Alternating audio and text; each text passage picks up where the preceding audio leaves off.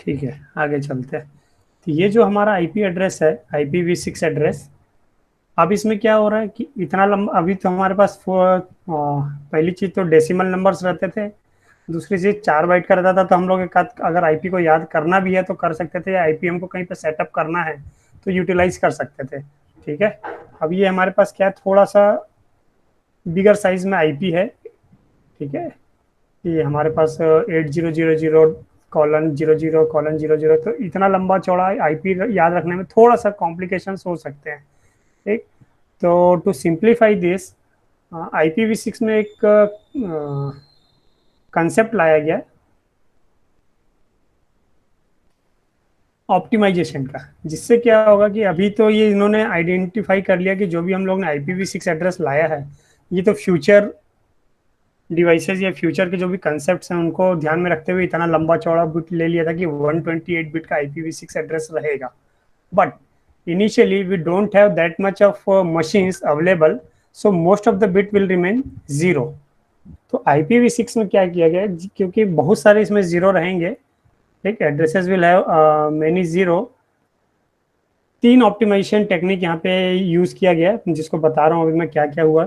ये जैसे एक वैलिड आईपी है, वैलिड IPv6 एड्रेस है। अगर मैं इसको चाहे यहाँ पे हमारे पास, तो पहला रूल ये बोलता है, if any of the block have preceding zero you can replace it with the, और you can omit those zero. जैसे ये मैं एक आईपी है, इस आईपी को हम लोग क्या कर सकते हैं,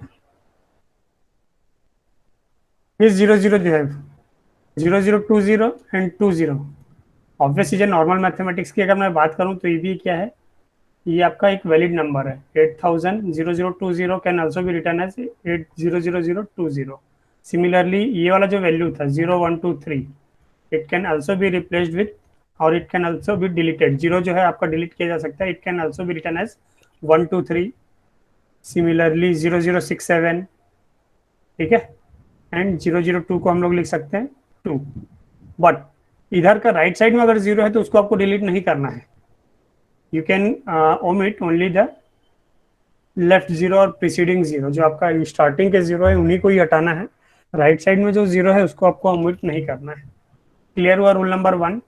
सेकेंड रूल बोलता है कि जब भी आपके पास अगर ऑल जीरो वाले एड्रेसेस हैं, अगर हमारे पास, जैसे मेरे पास ऑल जीरो वाले एड्रेसेस है, ये मेरा पहला तो पूरा रहेगा 8000। उसके बाद फिर मेरे पास क्या है, एक ये ऑल जीरो वाला एड्रेस है, ठीक, और दूसरा ऑल जीरो वाला एड्रेस है। तो इन, पहले तो इसको हम लोग ऐसे भी लिख सकते थे, 0:0:0:123, ऐसा भी लिख सकते थे। ठीक है, 4567:0। ये वाला तो रूल नंबर 1 से कर रहा हूँ, अभी मैं जो कर रहा हूँ it is according to rule number 1। ठीक।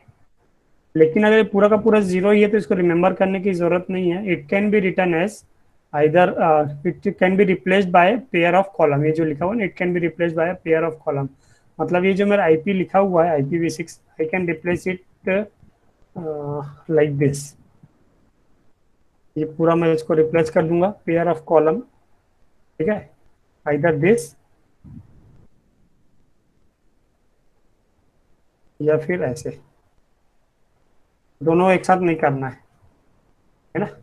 तो अब हमको यहाँ पे काउंट करने से समझ में आया कि एक है, दो है, तीन, चार, पाँच, छः। देर आर 6 ऑक्टेट, केवल 6 ही ऑक्टेट है। तो ऑब्वियस चीज़ है, दो और कहीं होने चाहिए। तो दो और कहीं क्या थे हमारे पास, ये जो कॉलन का पेयर है, ठीक है, इस कॉलन के पेयर के बीच में दो ऑक्टेट जो थे पूरे टोटली 00 थे, that is replaced with this pair of column. ठीक है। या फिर इस तरफ जो नेक्स्ट वाले में क्यों 0.0. अगेन 6 पेयर है, तो यहाँ पे हमने एक पेयर ऑफ कॉलम लगा दिया है, मतलब यहाँ पे दो जीरो हमारे पास रहे होंगे। ठीक है। तो ये एक सेकंड बोलना चाहिए मिनिमाइजेशन टेक्निक है, जहाँ पे हम आईपी को ऑप्टिमाइज कर सकते हैं, ऑप्टिमाइज तरीके से लिख सकते हैं। क्लियर, दोनों तरफ कॉलन नहीं लगाना, अदरवाइज वो कंफ्यूज आ जाएगी, 1 0 इधर था कि 3 0 इधर था, या 2 2 का पेयर था कि 3 1 था। ठीक है, so you have to use this optimization technique only once at in one IP, एक आईपी में एक ही जगह उसको यूज करना है, इधर इस लोकेशन पे कर लिए या फिर इस लोकेशन पे कर लिए।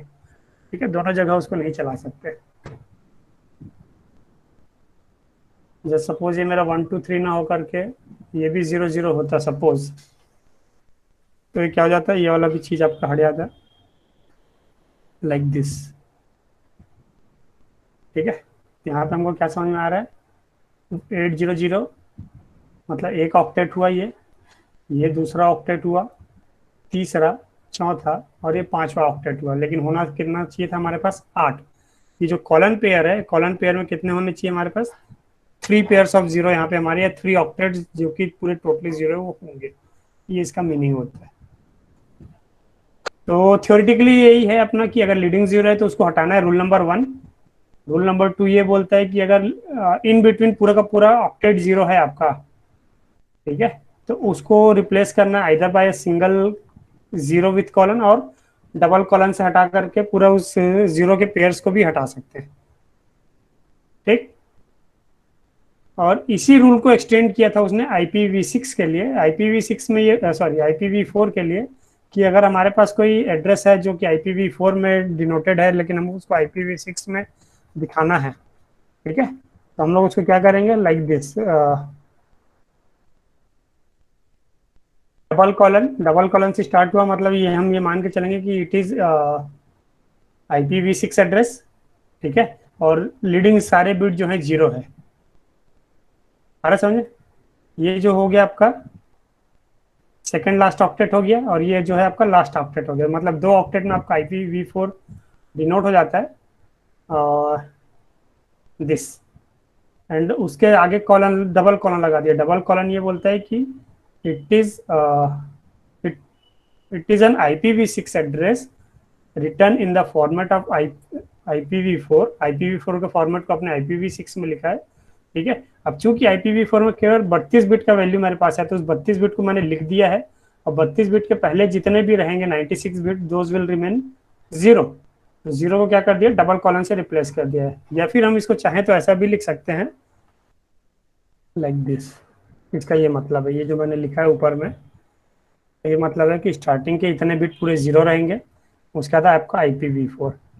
मशीन ट्रांसलेशन में जब जाएगा तो इसको और ये हेक्साडेसिमल नंबर में कन्वर्ट कर लेगा, मे बी, है ना, मैं एग्जैक्टली नहीं लिख रहा हूँ, मे बी ये हो गया कि AF2C इस टाइप से कुछ हो गया, कॉलन 25 और B1, लाइक दिस, इस तरह से भी कुछ हो सकता है। तो ये आपका इक्विवेलेंट IPv4 एड्रेस, मैं अभी एग्जैक्ट नहीं कन्वर्ट किया हूँ, जो 192.168 है, it may be converted to like this with some hexadecimal number. ये अभी आपका डॉटेड डेसिमल नोटेशन है, IPv6 में जाएगा तो कुछ इक्विवेलेंट ऐसा हेक्साडेसिमल में कन्वर्ट हो जाएगा। 25 160 जो है ये आपका इस तरह से कुछ हेक्साडेसिमल में कन्वर्ट हो जाएगा। So this is your equivalent IPv4 address return in IPv6 format. ये रूल नंबर 3 था। ये ऑप्टिमाइजेशन रूल 3 हम लोग ने देखा, एक तो वही था कि leading zeros with group can be omitted, जैसे 0 1 2 3 था तो उसको 1 2 3 लिख सकते हैं। पूरे के पूरे 16 जीरो बिट्स अगर हैं तो अब हम उसको रिप्लेस कर सकते हैं विथ पेयर ऑफ कॉलम्स।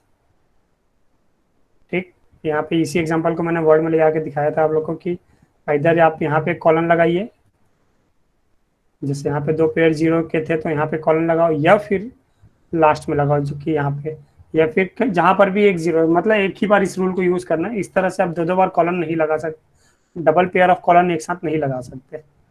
ठीक, एंड थर्ड रूल जो भी आपका IPv4 एड्रेस है, it can be written as this, double colon with followed by dotted decimal notation.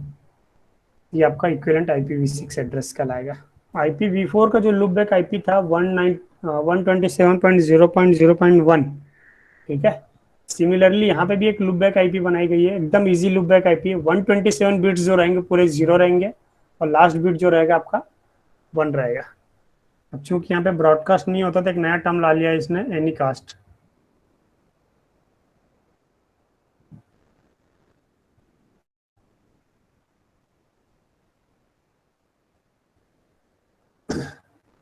नाम से समझ में आ रहा है यूनिकास्ट से स्टार्ट करते हैं। नाम से समझ में आ रहा है यूनिकास्ट मतलब it identifies a single network interface कि आपको कहाँ पे डिलीवर करना है पैकेट। ठीक है, 1 to 1 जब रहेगा तो आपका कहलाएगा unicast address. Anycast address, multiple notes रहेंगे इसमें।